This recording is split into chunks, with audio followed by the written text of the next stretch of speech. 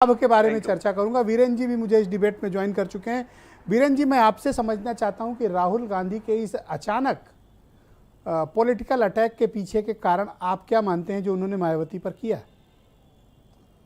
देखिए, ये जो चर्चा है इसमें ना कांग्रेस को बहुत फायदा हो रहा है और ना बसपा को। ये एक ऐसी चर्चा है जिसमें भाजपा को सर्वाधिक फायदा दिखता है, क्योंकि जब कहते हैं अपने यहाँ कि भाई 11% का वोट शेयर मायावती का लॉस हो गया, अब जो बचा खुचा है उसको कितने दिन रोक पाएंगी। कहते हैं कि शेर के मुंह पे खून लग गया, घर देख लिया उसने, अब वो धीरे धीरे सबको मार के खा जाएगा। भाजपा अब उत्तर प्रदेश और देश में इसी स्थिति में है कि वो मायावती के सारे वोट बैंक को धीरे धीरे खींचकर अपने में समेट लेगी। जब उसने योजनाएं शुरू की, फ्री राशन की, लोगों को घर देने की, शौचालय देने की, तो जो समाज का गरीब तबका था वही तो सबसे ज़्यादा लाभान्वित हुआ। किसान सम्मान निधि, खातों में नगद पैसा भेजना, ये सब चीज़ें होती रहीं।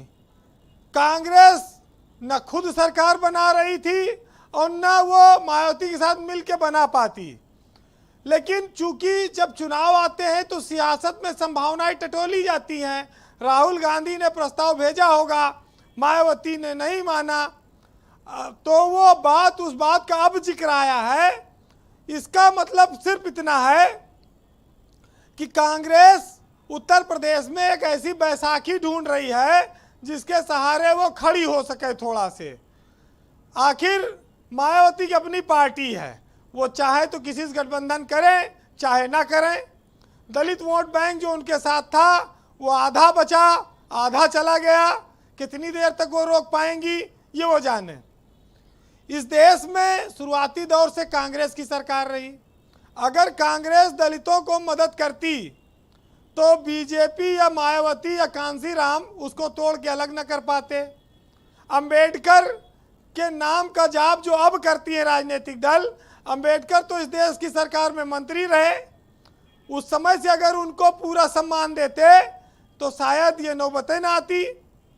अब बात आती है कि जब कांग्रेस उत्तर प्रदेश में मृतप्राय है और वो कह रही कि इनसे हमने कहा था हमारा साथ ले लो, तो पता लगा छूने से बसपा और मर जाती, उसको ये भी डर था। तमाम सारी बातें हैं।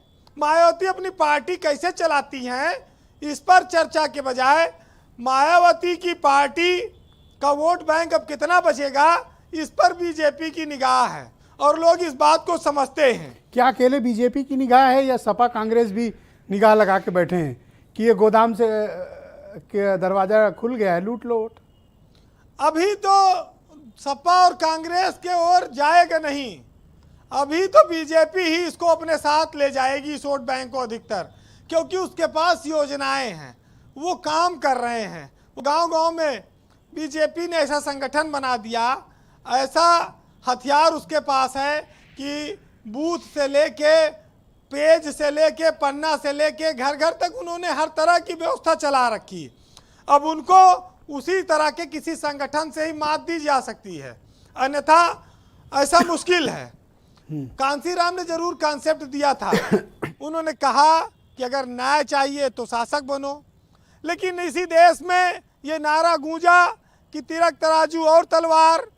फिर बाद में उस नारे को बदला गया कि हम सोशल इंजीनियरिंग करेंगे, पंडित शंख बजाएगा, हाथी बढ़ता जाएगा। ये सब बसंत बीत गया है, बड़े मौसम देखे, सत्ता का आनंद भी दे चुका है। अब बात आती है गाड़ी ढलान पे है, इस ढलान को आपने कैसे तो मायावती का उरूज भी देखा था, उनका शासनकाल में भी आप तब ब्यूरो चीफ हुआ करते थे और आपने बहुत चीजें देखी थी। तब सड़क धोई जाती थी जी, जब मुख्यमंत्री निकलती थी। क्या जलजला था, उनको याद है सब आपको कि भूल गए? मीडिया को सर उल्टा करके खड़ा होना पड़ता था। मायावती और कांसीराम का एक नारा था कि 3M से सावधान रहो, मनी, मीडिया, माफिया। और जब जब ताकत में आए तो मीडिया को छोड़कर 2M को अपना लिया। इस प्रदेश की सियासत में जो दल क्षेत्रीय सत्ता में रहे, सारे माफिया उनके साथ रहे। आज मायावती क्या जो पार्टी का हश्र वैसे खराब है। आप देखिए कि बाबू सिंह हो, दद्दू प्रसाद हो, स्वामी प्रसाद मौर्य हो, नसीमुद्दीन हो, ब्रजेश पाठक हो, कमलाकांत गौतम हो, सारे बड़े दिग्गज नेता इनको छोड़कर जाते रहे। मायावती उन्हें रोक भी नहीं पाई। बीजेपी ने ऐसा हश्र कर दिया कि अब मायावती के पास वोट बैंक के अलावा सीट तो कम बची। जितना % वोट बैंक है उतनी सीटों नहीं है। अब वो अपनी पार्टी को अपने भाई और भतीजों की ओर धीरे धीरे ट्रांसफर भी कर रही हैं। ना वो राज्यसभा में कोई मेंबर भेज सकती हैं, ना वो MLC किसी को बना सकती हैं। कांग्रेस के साथ ये मजबूरी है जी कि वो जैसे महाराष्ट्र में उसने कुछ क्षेत्रीय दलों से उसको गठबंधन करना पड़ेगा, जैसे बिहार में किया। इस संभावना से वो उत्तर प्रदेश में भी बच नहीं सकती, वो उबर नहीं सकती। बीजेपी उसको अकेले खड़ी नहीं होने दे रही। तो जाए तो जाए कहाँ? अगर मायावती को मुख्यमंत्री बनाने का प्रस्ताव दे दिया तो कोई पाप नहीं किया राहुल गांधी ने। ये अलग बात है कि भाई न उनके झोला में कुछ था न उनके झोला में। अब दोनों एक दूसरे पर बातें कह के अपने मन को हल्का कर ले।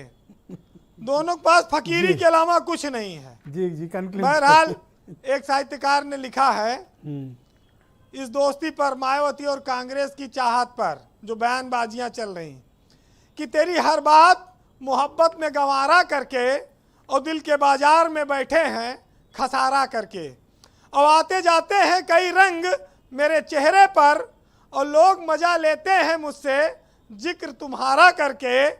और मैं वो दरिया हूँ कि हर बूंद भंवर में है जिसकी, और तुमने अच्छा ही किया मुझसे किनारा करके।